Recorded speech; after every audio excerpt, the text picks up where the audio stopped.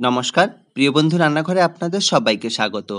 মাত্র ১ কাপ বেসন দিয়ে খুব সহজে অল্প সময়ে বানিয়ে ফেলুন ১ কেজি ঝরঝরে বুন্দিয়া মিষ্টি। এটা দেখতে যেমন লোভনীয়, খেতে তেমনই টেস্টি হয়।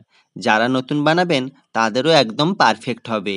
তার জন্য পুরো রেসিপিটা স্কিপ না করে দেখতে থাকুন।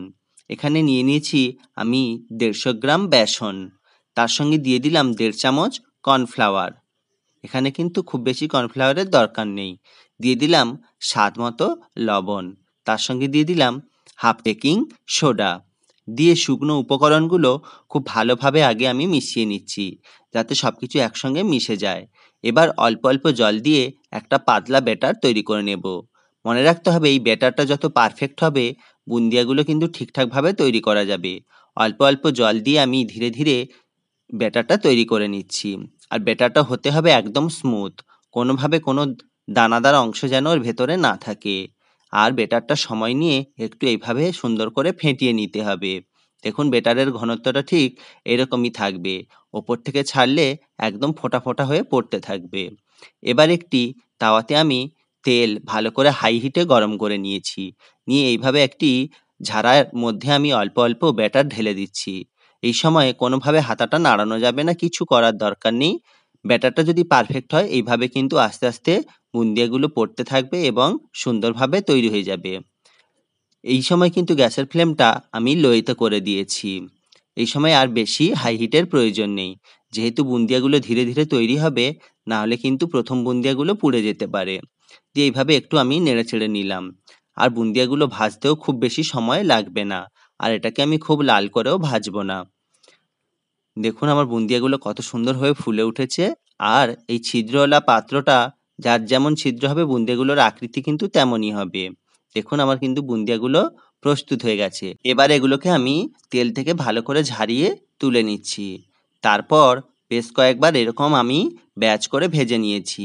এবার বুন্দিয়াটাকে দেখতে সুন্দরের জন্য ওই ব্যাটারের মধ্যে অল্প একটু রেড ফুড কালার মিশিয়ে আমি একটা ব্যাচ এইভাবে বুন্দিয়াগুলো ভেজে নিচ্ছি।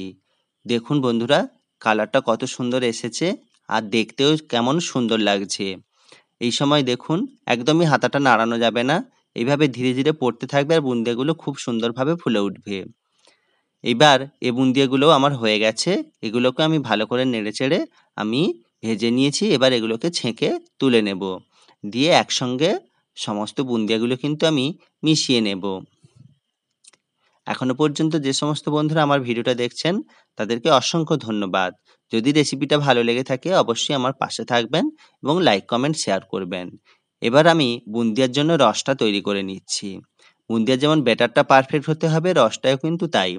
এখানে আগে থেকে আমি এই ১ বাটি জল ফুটতে দিয়েছিলাম এবং ওই একই বাটির ১ বাটি আমি চিনি এখানে দিয়ে দিয়েছি। দিয়ে ভালো করে চিনিটাকে মিশিয়ে নিয়ে রসটা ভালো করে ফুটিয়ে নিচ্ছি। গন্ধের জন্য দিয়ে দিলাম ২ টো এলাচ। দিয়ে এটাকে ভালো করে ফুটিয়ে নেব এবং রসটা একদম গাঢ় করে নেব। রসটা যদি পাতলা থাকে বুন্দিয়াগুলো কিন্তু একদম নরম হয়ে যাবে।